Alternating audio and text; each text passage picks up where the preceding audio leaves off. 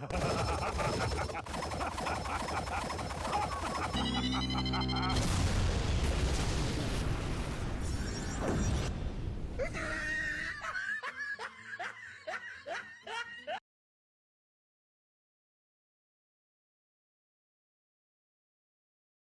everyone, I'm Geek Freak and welcome to the video. To those of you who don't know, I love the game Yu-Gi-Oh! And I started playing this game somewhere around the early 2000s, or it could have been the mid 2000s. Well, actually, I started watching the show first, and then I started playing the game. Well, collecting the cards first, and then I started building up my deck, and I started to play the game. And when I started watching the show, Yu-Gi-Oh! The first episode I saw was with Kaiba versus Yugi at Duelist Kingdom, and Kaiba was playing his Blue Eyes Ultimate Dragon. And from there on, everything was history. I started watching the show, collecting the cards, and I would always look forward to trading cards at my local market. And there was people down there playing. And then we would move to the McDonald's and play a game there. Good times, man. Good times. And there would be like one or two Yu-Gi-Oh! Games, like Forbidden Memories, and two others I can't actually remember the names of. And over time, I started to learn how to play the game. Well, I started learning how to play the game at the beginning when I started watching Yu-Gi-Oh! We had Duelist Kingdom, we had Battle City. It was great. And as the series went on, the rules kept on changing within the show. There was the Duelist Kingdom rules, there was the Battle City rules, there was the Virtual World with the Deck Masters, and there was the Silvery Calcos, and the 3 Legendary Dragons. Now, I just want to let you guys know something. I've watched the original Yu-Gi-Oh! And I've only ever went halfway through GX. Because, to be fair, to me, I thought GX was just plain old silly. And it was from there on, I stopped watching the series Yu-Gi-Oh! Because I couldn't take GX seriously. I mean, yeah, the whole idea of a pharaoh coming back in the modern day and using cards to defeat his opponents was kind of silly, but at the same time, the series knew when to take things seriously and answer our questions. But when it came to GX, we barely got any answers to questions, like where did the secret beast come from? Where did those shadow items come from? For me, it was just downright silly. Now, I know there's going to be some people out there that actually likes GX. Now, don't get me wrong, I do love some of the cards within GX, but the concept that everything takes place within a freaking school, and to be honest, I was actually cringing at some of the jokes. So, yeah, it was actually GX that turned me off to the series of Yu-Gi-Oh! Now, I know there's going to be some people out there that's going to say that, oh, but after GX, the next series after GX is actually really, really good. And it's dark. And that's what I've been hearing from people. And you know what? I'll take your word for it. But at the same time, I'm still getting the bad taste of GX out of my mouth. Well, not out of my mouth, but you know what I'm trying to say. To me, GX was just cringy. I'm more of a OG fan. But maybe in the future I might actually give the next series of Yu-Gi-Oh! A chance. But we're not here to talk about that. We're here to talk about something else completely. And it's about the game. Now, if you're a Yu-Gi-Oh! Fan, you basically know what the rules to the game is. You pick up 5 cards, and when it's your turn, you pick up another card. You put some monsters on the field, use some traps, use some magic cards or spell cards, destroy your opponent's monster and get their life points down to 0 or get them a deck out, or other means to win. So yeah, you guys know what I'm talking about. I'm talking about the rules of how to play Yu-Gi-Oh! But sometimes, I really wish we could play Yu-Gi-Oh! In different ways, because playing the same set of rules over and over and over again can be boring at times, even though you're playing new cards that have been released. And, as a matter of fact, there are different ways of playing Yu-Gi-Oh! There was Deck Masters, the Labyrinth, you know, all that sort of stuff. And I saw all these different ways of playing Yu-Gi-Oh! In the show. And that's what I'm here to talk to you guys about today. I'm going to be giving my top 5 dueling styles I wish got more light in the Yu-Gi-Oh! Card game. And just to let you guys know, there's a YouTuber called TGS Anime, where he made a top 10 video on the top 10 Yu-Gi-Oh! Spin-off dueling styles. So I got my idea of making this video from that. And no, this is not plagiarism or I'm trying to steal his work. The reason why I made this game is because I want to give light to these dueling styles, because I did enjoy some of these within the show of Yu-Gi-Oh! And it ticks me off that we've never had any online games of using these styles in the game of Yu-Gi-Oh! Because hey, I would love to play Deck Masters. I'd love to play the Duelist Kingdom rules, but all we get is the Battle City rules, and these rules have been the backbone rules of Yu-Gi-Oh! Like Yu-Gi-Oh! The Dawn of a New Era. And to all the Yu-Gi-Oh! Players out there, you know what I'm talking about. I've been playing this game for a very long time, and I've been playing the same rules. So I think it's time that we start playing Yu-Gi-Oh! In different ways, and those different ways have been shown within the series. And I'm going to tell you guys which dueling styles that I wish got more attraction, and we all started playing them. These are my top 5 dueling styles that I wish we could universally play, like we do with the regular rules. And so, let's go.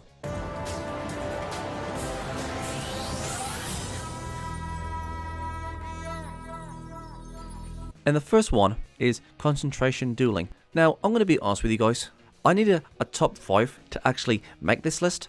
And when I watched TGS Anime on his video spin-off dueling styles, this sort of dueling style, concentration dueling, was the most realistic way of dueling than the others that was on TGS Anime video. And I'm going to be honest with you guys. This version of dueling was played in Yu-Gi-Oh 5D, to which I haven't seen. But again, I did see it in a video. Now, the problem here is, I've had the rules explained to me on how you play this game, but the problem is, I need people to show me how you play the game, not being told how to play the game. So, I couldn't really understand the rules, but I think you have to declare a card if it's a monster, spell, or trap. And you do this once per turn, 3 times. Oh yeah, I also forgot to mention that you have to spread your cards on a table. They're all spread out, face down. Anyways, you do this 3 times, declaring what the card is. And if you guess wrong, it's put face back down. And if you guess right, you can actually use that card. So basically, it's a memory game.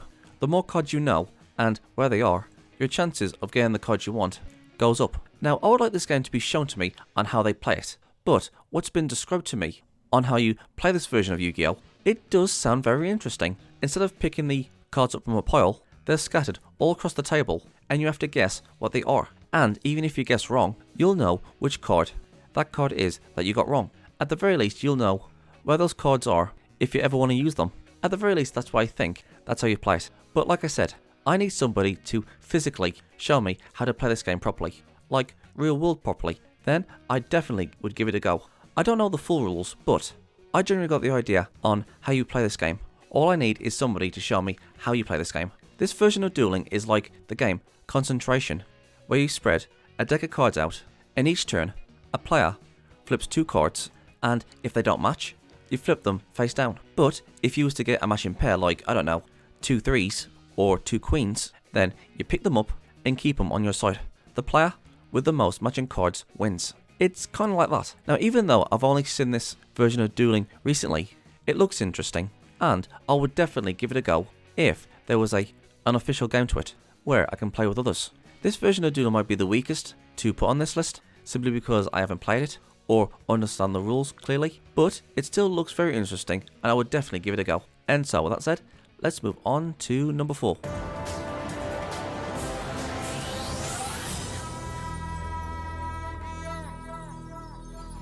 And number 4 is Dungeon Dice Monsters.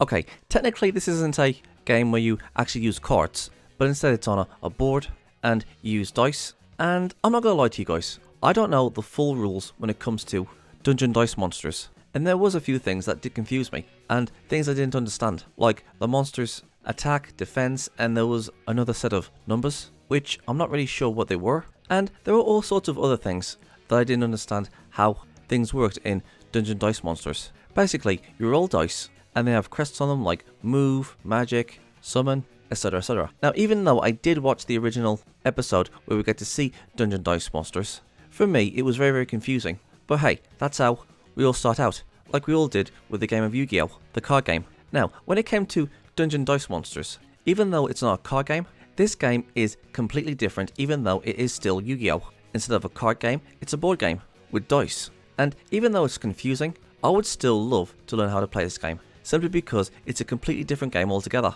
and it looks fun. It almost looks like a game of chess in a way. It all depends what you roll. Like, whatever you roll, like move, magic, or summon, if you have 2 of the same summoning crests on your roll, then you can summon the shape of the dice on the field with your monster in it. Like, for example, let's just say, for example, that you roll dice, and some of them add summoning crests, and depending on what monster you have, you can summon it to the field, or if you don't have enough, you can store them in your bank until you have enough to summon your monster. And it's the same with attack, magic, traps, you know, that sort of stuff. Again, to be honest, I need to either play it for myself, like a computer game version of the Dungeon Dice Monsters game, like there was in the Game Boy Advance game of Dungeon Dice Monsters, or I need to watch somebody actually play it so I can basically get the general idea of what I need to do in order to play this game. So yeah, 1, it's a spin-off and a style at the same time. It may not be a card game, but I would definitely 100% give it a go if there was an online game with this style of dueling. It might take me a while to understand the rules, but it will be worth it, because I'm really interested into playing this game. Hell, there's even a board game with this, but it's a collector's item and it goes on for about like £200. And if you ask me, I think that this game should make a comeback, because you know what, I would definitely 100% play this game. Well, I'd have to learn how to play it first. For me, this game looks really fun and vastly different to the original card game. So yeah, I really want this game to come back, because I would definitely play it. And so that said, let's move on to number 3.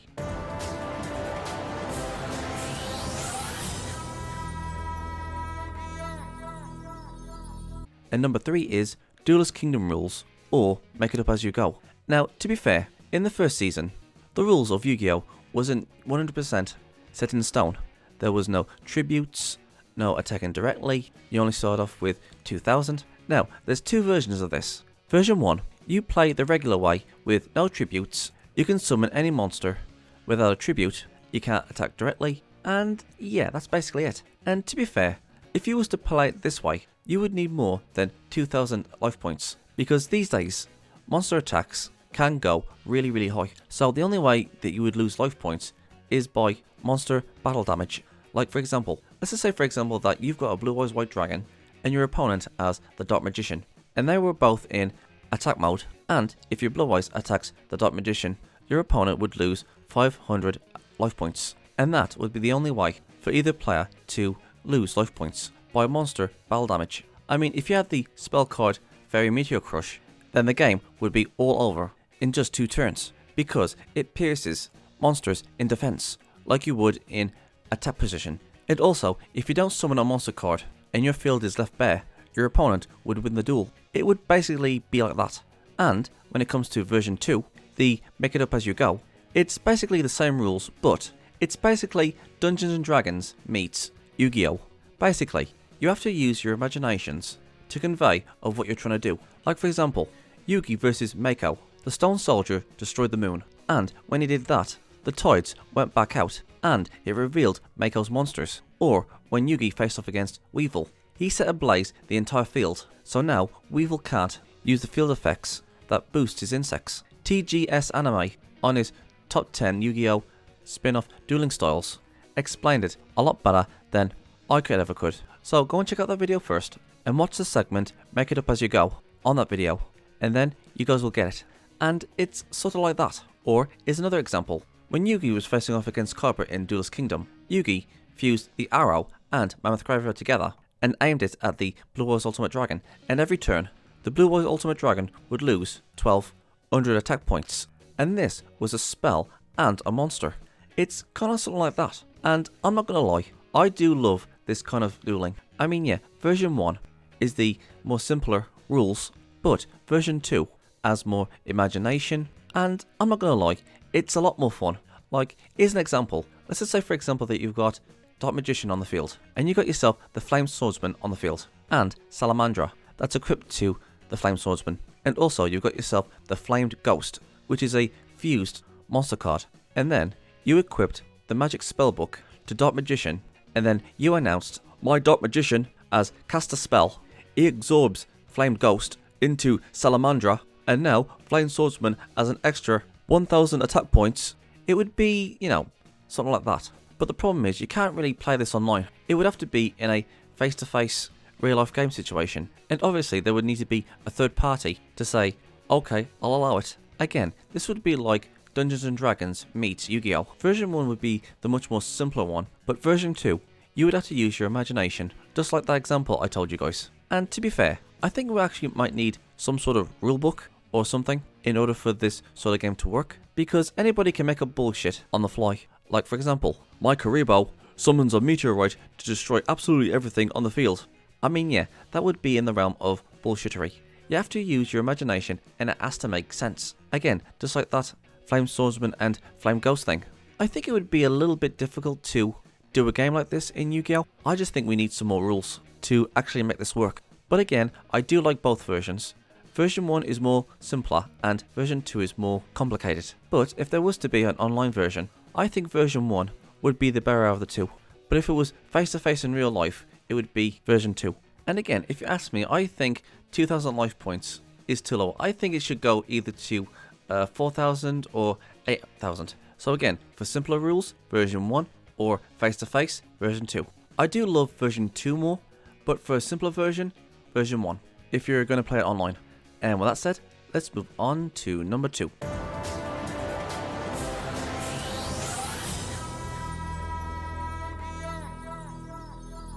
And number 2 is the Deckmaster rules. Now, this has always been one of my favourite style of gaming when it came to Yu-Gi-Oh! You had a monster on your side. It wasn't like necessarily removed from play, but it was right next to you, and your opponent's trap, magic, or monster cards cannot affect it, unless it was summoned to the field. So basically, Deckmasters is basically the same like playing the main game of Yu-Gi-Oh! But the monster card that you have chosen has a special ability on it.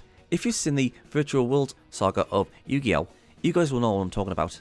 Like for example, Dark Magician Gull's special ability is draw as many cards from your deck to your hand as to the number of monsters that's in your graveyard, and you can pick one magic card, or it could just be one card in general. I don't know, I can't remember the rules, but you pick one card and add it to your hand, and I think the rest actually goes to the graveyard, or they go back to the deck, or whatever. Or when it came to Karibo, once per game, if your opponent is about to attack your life points, you can use Karibo's special ability of making the attack go down to 0. So yeah, basically like the original Karibo special ability when it's in your hand. Or if you choose Jinzo, and obviously Jinzo's special ability would be all trap cards cannot be activated on the field or just on your opponent's side of the field. I'm going off by memory here. Or if you have a card like Nightmare Penguin, all your water monsters gains 200 attack and defense points.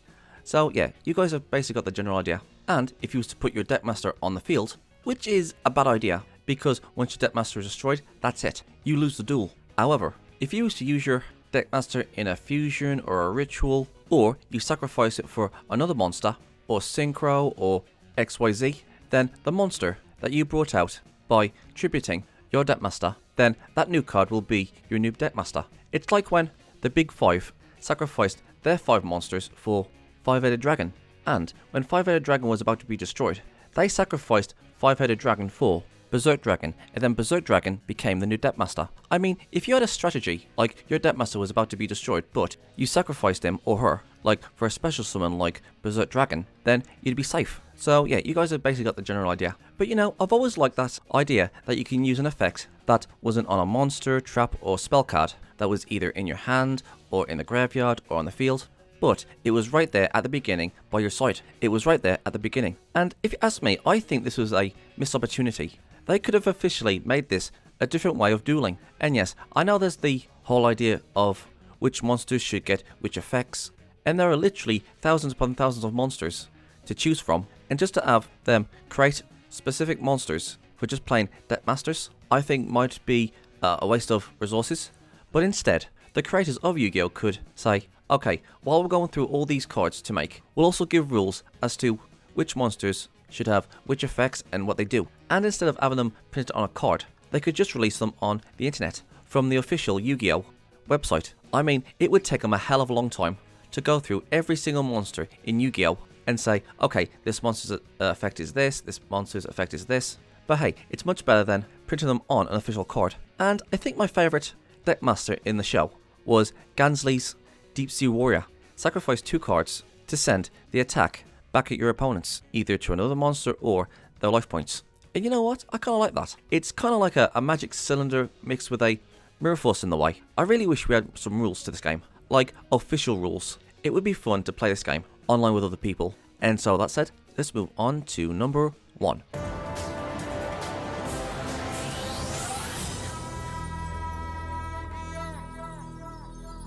And number 1 is the Labyrinth style of dueling. Now, when it comes to the Labyrinth way of playing, I've got the general idea on how you play this game. Now, the official rules differ for what I've seen in the show, and for what I've seen and heard, this has been attempted to be made in the real world. And I'm going to be honest with you guys, I have read a little bit of the rules on how to play this game, like the official way to do it. Well, I wouldn't call it official, but to be honest, it doesn't sound very exciting like it was in Duelist Kingdom. And if you ask me, I think the way they played it in the show against the Paradox Brothers looks and feels a lot more fun and interesting. Well, basically, the monster card, Labyrinth Wall, which has 3000 defense points, is made into the Labyrinth. And to be fair, instead of Labyrinth Wall being a monster, I think it should have been a spell card if you ask me. I mean, let's just say for example, that Labyrinth Wall was a monster, which it is. And then somebody summons someone like, I don't know, like the Masked Beast, which has 3200 attack points. Would that mean they could just destroy the Labyrinth? But yeah, I'm just throwing that out there. And to be honest, I've always said that the Labyrinth cards and the Gate Guardian cards should get an update, because the Labyrinth and the Gate Guardian cards wouldn't last in this day and age, so I think they should get an evolution or an update. You know, Sangan of Thunder, Kazajin, Suijin, the Gate Guardian, the Wall Shadow, Guardian of the Labyrinth, Labyrinth Tank, etc, etc. And to be fair, all those cards that the Paradox Brothers had was perfect for the Labyrinth. The Wall Shadow can go anywhere in the Labyrinth because he's in the shadows of the wall. The Dungeon Worm is underneath the Labyrinth, and the Gate Guardian stands between you and your target. The Labyrinth works well with all the cards that the Paradox Brothers have. And also, there's traps inside the Labyrinth. So let's just say for example that you've placed traps within the Labyrinth, and if your opponent's monster stands on the square where you've put the trap, then your monster would either be destroyed or sent back to the beginning, or, you know, something like that. I mean, you could have two versions of this game. Version 1, you could be the Labyrinth Master, and you have all the cards that works well within the Labyrinth. Again, Wall Shadow, Labyrinth Tank, Dungeon Worm, etc, etc. While your opponent has to walk through the Labyrinth the regular way, because the Wall Shadow is going onto the walls, so it can attack any monster it wants at any time. The Labyrinth Tank can knock down walls and go straight to your opponent's monsters, and the Dungeon Worm is underneath the Labyrinth, either attacking your opponent's monsters, or it can attack your opponent's life points directly. And there are other monsters and magic and trap cards that works well with the Labyrinth. But like I said, in today's card playing game, these cards would need to be updated for the modern day if they wanted to be played the regular way. I mean, come on, there are plenty of old cards that are being updated, so I don't see why not the Labyrinth cards and the Gate Guardian cards can't be updated for the modern day. But anyways, I'm going off topic. One person can be the Labyrinth Master, where you can put traps and take advantage of the Labyrinth cards that gives you an edge on the board, and you can also use that magic spell card, Mystical Labyrinth, that moves the walls of the Labyrinth. So even though the Labyrinth Master will have the edge in the game, you've got to use your own monsters that aren't Labyrinth monsters, because the only ones who can have the Labyrinth card is the Labyrinth Master. So you have to use other monsters in order to get past and destroy the Labyrinth Master's monsters and get their life points down to 0. The thing is, I do like this version simply because I like the idea that Labyrinth monsters, spells and traps have the edge in this game, and it's up to you to surpass them. And you know what? That sounds like a really good challenge. Facing off against somebody that has home field advantage. I mean, we can play it the regular way, like how we play Yu-Gi-Oh! But you have to go through the maze in order for your monster to face off against the other monsters. You actually get to choose which monsters fight other monsters, while trying to avoid booby traps and other strong monsters. For me, this sounds really fun. I mean, on the regular field that we use to play Yu-Gi-Oh on, it's always backwards and forth when it comes to attacks. But if you want to attack your opponent's monster, you have to actually move your monsters to the monsters that you want to attack. And here's another idea. Let's just say for example that you've got a monster in the maze, and you come across your opponent's monster, and it's not just one monster that your opponent has in the maze, but a few others. So let's just say for example that you've got a monster inside the maze, and your opponent is about to destroy your monster. But instead, you use Mirror Force, just for example. Instead of destroying all of your opponent's monsters, it only affects the monster that you and your opponent's monster that are engaged in battle. It could be something like that. Or let's just say for example that your opponent attacks your monster or your life points. You could use the Draining Shield on the attacking monster. It could be something like that. But let's just say for example that you've got a card like Torrential Tribute that destroys all monsters on the field. Then yes, all monsters on the field in the Labyrinth is destroyed. It's like the Black Owl, Rongeki, it's like that. It's like strategy when it comes to the Labyrinth. Not only will you need to have strategy for making a deck, but you also have to use strategy in order to win against your opponent that's in the maze. So you've got to think of two strategies, one for your deck and one for the Labyrinth. And to me, that is fun. Like, there are so many possibilities of using the Labyrinth. I like this idea. I've always liked this idea. The Labyrinth style of dueling is possibly my favourite style of dueling. Now, even though I haven't played it myself, and if we could get some rules put down to say what you need to do, what you have to do, but I definitely think that we should still use our decks to play this game. They definitely need to make this an official game style of Yu-Gi-Oh!